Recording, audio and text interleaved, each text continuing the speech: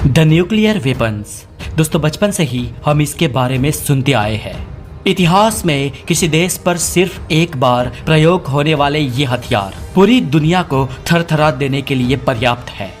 ये इतने खतरनाक अस्त्र है कि 6 अगस्त साल 1945 को हिरोशिमा और 9 अगस्त साल 1945 को नागासाकी, जापान के इन दोनों ही हंसते खेलते बड़े शहरों को 2 दिन में खंडहर बना दिया था। उस वक्त फैटमैन और लिटिल बॉय इस 2 नामों से जाने जाने वाले उस परमाणु बम के विनाश को आज तक दुनिया नहीं भूल पाई है। इसकी ताकत इतनी है कि इसके गिरते ही वर्ल्ड वॉर 2 खत्म हो गया था और आज भी कोई भी देश न्यूक्लियर स्टेट पे हमला करने से 10 बार सोचता है, क्योंकि इसकी अपार शक्ति कितनी है और इससे युद्ध कितना घातक हो सकता है, ये बात दुनिया को परमाणु बम ने ही समझाई है। पर दोस्तों इसका मतलब ये नहीं कि भविष्य में कभी न्यूक्लियर वॉर नहीं छिड़ सकती। प्रकृति ने पूरी दुनिया में जितने भी जीव बनाए हैं उसमें से हम इंसान सबसे घातक और सबसे खतरनाक है। हमने कई जीवों का निकंदन कर दिया है और ये संभावना है कि भविष्य में आने वाले वक्त में शायद कोई परमाणु हमला हो। मैं चाहता हूँ कि ईश्वर करे ऐसा कभी ना हो और दुनिया में अमन और शांति कायम रहे। लेकिन मान लीजिए कि 1% चांस में भी अगर ऐसा होता है तो इस परिस्थिति में हमें उससे कैसे निपटना चाहिए, उससे कैसे बचना चाहिए और उस सिचुएशन में क्या क्या करना चाहिए, इस बात को जान लेना हर एक व्यक्ति के लिए बहुत जरूरी है। तो फ्रेंड्स आज इस वीडियो में हम यही जानेंगे कि न्यूक्लियर अटैक की परिस्थिति में क्या करें और उससे कैसे बचें।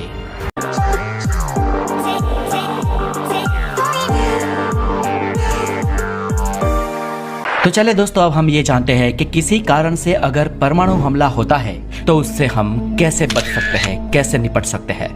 तो फ्रेंड्स अगर किसी देश के साथ युद्ध के वक्त हालात और बिगड़ जाए तो उस परिस्थिति में सबसे पहले हम लोगों को कुछ एक टाइम तो मिलेगा अपने आप को सेव करने का। अगर आपको ये लगे कि देश पर कोई देश परमाणु हमला कर सकता है या परमाणु बम हमले का खतरा मंडरा रहा है तो सबसे पहले तो आप घनी आबादी वाले क्षेत्र यानी कि बड़े शहरों को छोड़कर अपने किसी रिश्तेदारों के वहां छोटे शहरों में या फिर गांव में चले जाएं, क्योंकि अक्सर परमाणु बम हमले का खतरा सबसे ज्यादा बड़े शहरों पर ही मंडराता है, क्योंकि दुश्मन देश किसी देश का ज्यादा से ज्यादा नुकसान करना ही चाहता है। इसके अलावा दोस्तों दुनिया के कई देशों में ज्यादातर बड़े शहरों में ऐसे शेल्टर्स मौजूद हैं जहां पर परमाणु बम के हमले से सुरक्षा मिल जाए। हालांकि कई सारे देशों में जिनमें हमारा देश भारत भी शामिल है, आम लोगों के लिए ये शेल्टर बहुत ही कम है और ज्यादातर ऐसे शेल्टर्स हमारी आर्मी और वीवीआईपी लोगों के लिए है। अगर आपने भी अपने घरों में कोई ऐसा शेल्टर बनाया है या किसी और का शेल्टर आपकी जानकारी में है तो वहां पर जाकर आप उस शेल्टर में महफूज रह सकते हैं। और ऐसे समय में आपके आसपास कोई अंडरग्राउंड रेलवे स्टेशन है तो वो कुछ हद तक सुरक्षा प्रदान कर सकता है, क्योंकि अंडरग्राउंड रेलवे स्टेशन या मेट्रो स्टेशन बहुत ही गहरे और मजबूती से बने होते हैं। फ्रेंड्स अब सबसे इम्पोर्टेंट बात, परमाणु बम अगर आपकी लोकेशन से यानी कि आपकी मौजूदगी से आसपास के 5 किलोमीटर के अंदर के एरिया में गिराया गया है तो फिर आप ईश्वर को याद कर लें, क्योंकि इतनी दूरी में किसी भी चीज का बच पाना मुश्किल है। लेकिन अगर आपका लोकेशन परमाणु बम के हमले से 5 किलोमीटर से ज्यादा दूर है तो आप बच सकते हैं। आप किसी आसपास के बंकर में, बेसमेंट में या फिर कोई अंडरग्राउंड जगह पे चले जाएं और वहां पर पहुंचते ही आप उल्टा लेट जाएं। हालांकि पहले वाले धमाके से आप थोड़ा दूर हैं तो आपको उसके तुरंत बाद ही दूसरा धमाका और पहले वाले धमाके से ज्यादा तेज धमाका सुनाई देगा, इसलिए आप उस बेसमेंट में तुरंत अपने कान भी बंद कर दें। ये दूसरा वाला धमाका इतना खतरनाक होगा कि इसमें कई सारी इमारतें राख बन जाएगी। लेकिन अगर आप किसी शेल्टर में हैं तो हो सकता है कि कुछ हद तक उस शेल्टर को भी नुकसान पहुंचे, लेकिन आपके उसमें बचने के चांसेस हाई हो जाते हैं। अब फ्रेंड्स अगर आपकी किस्मत बहुत अच्छी है, अगर आप परमाणु हमले के सेंटर पॉइंट से कई किलोमीटर्स दूर हैं और आप दूसरे धमाके से भी बच जाते हैं तो अब आपका सामना होगा आसमान से बरसते मलबे और रेडिएशन से। इसलिए अब दूसरे नंबर का खतरा होगा परमाणु बम से उत्सर्जित हुआ रेडिएशन। दोस्तों न्यूक्लियर ब्लास्ट में मेनली 3 तरह के रेडिएशंस निकलते हैं, अल्फा, बीटा और गामा रेज रेडिएशन। जिसमें से अल्फा रेडिएशन किसी कमजोर कागज जैसी चीज के आर पार भी नहीं जा सकती है, लेकिन बीटा जा सकती है। पर मेनली अल्फा और बीटा रेडिएशन किसी सॉलिड या ठोस वस्तु के आर पार नहीं जा सकती है।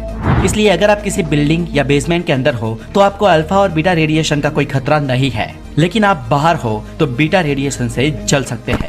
और इन सभी में सबसे खतरनाक होती है गामा रेडिएशन, जो कि आसानी से किसी सॉलिड या ठोस वस्तु के आर पार भी जा सकती है।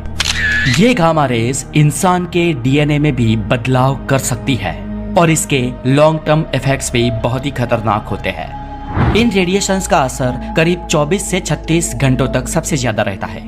इन हालातों में सांस लेना भी बहुत खतरनाक साबित हो सकता है, लेकिन ऐसे में अगर आप किसी बेसमेंट में हैं तो आप इस रेडिएशन से बच सकते हैं। इस बेसमेंट में अगर आप जख्मी हैं तो आप अपने शरीर का निरीक्षण कर लें। अगर आप जख्मी हैं तो आप तुरंत फर्स्ट एड का उपयोग करके अपने जख्म को भर लें। और अगर आप सही सलामत हैं और आसपास पानी की मौजूदगी है तो तुरंत स्नान कर दें, ताकि आप रेडिएशन से खुद को बचा सके। याद रहे कि आपको अपने शरीर को पूरा रगड़ कर नहीं नहाना है, बस पानी से अपने शरीर को धोना है। और इसके साथ ही अपने बालों को, अपने नाक को और अपने हाथ और पाँव के नाखूनों को अच्छे से साफ करना है। और अपने पुराने कपड़ों को हरगिज नहीं पहनना है। अगर आपके पास बेसमेंट में कोई शरीर को ढकने लायक चीज हो या कपड़ा हो तो उसे धारण कर ले और अपने आसपास हर वो चीज जो आपको काम की लगे उसे ले ले।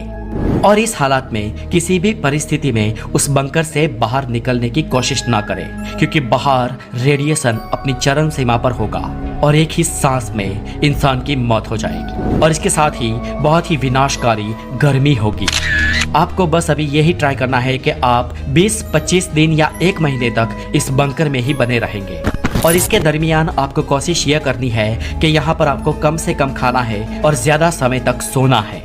और अगर आपके पास कोई डिवाइस है, कोई जीपीएस सिस्टम है या कोई भी रेडियो या फोन जैसा डिवाइस है तो आप बाहर की दुनिया से संपर्क करने की कोशिश कर सकते हैं। आमतौर पर ऐसी परिस्थिति में 1 हफ्ते से 10 दिन के टाइम फ्रेम में बाहर की दुनिया से मदद मिल ही जाती है। बचाओ अभियान टुकड़ियां अपना कार्य शुरू कर देती है और वो लोगों को ढूंढना शुरू करती है। और जब आपको पूर्ण विश्वास हो जाए कि बाहर लोग मदद के लिए आ गए हैं, तब आप बंकर से बाहर निकल सकते हैं। लेकिन बाहर निकलने से पहले मुंह पर कुछ ना कुछ ढकना जरूरी है। और अगर कोई भी बचाव टुकड़ी आप तक नहीं पहुंच पाती तो आप ट्राई ये करें कि 20 से 25 दिन बाद ही बेसमेंट से बाहर निकले। तब तक बाहरी विनाश थम गया होगा और बाहर जाकर आपको तुरंत ये एहसास होगा कि आसपास की दुनिया राख बन चुकी है। शायद आप अकेले ही जिंदा बचे हैं या आसपास शायद बहुत ही कम लोग। ऐसे में आप कुछ भी करके इस इलाके को छोड़ दें और यहाँ से हो सके उतने दूर चले जाए।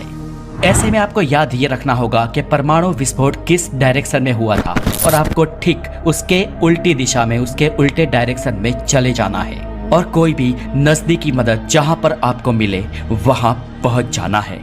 तो दोस्तों आज के इस वीडियो में बस इतना ही। ईश्वर ना करे कि आप या हम में से किसी को भी ऐसे हालातों का सामना करना पड़े। ईश्वर करे दुनिया में शांति फिर से कायम हो और हमेशा रहे।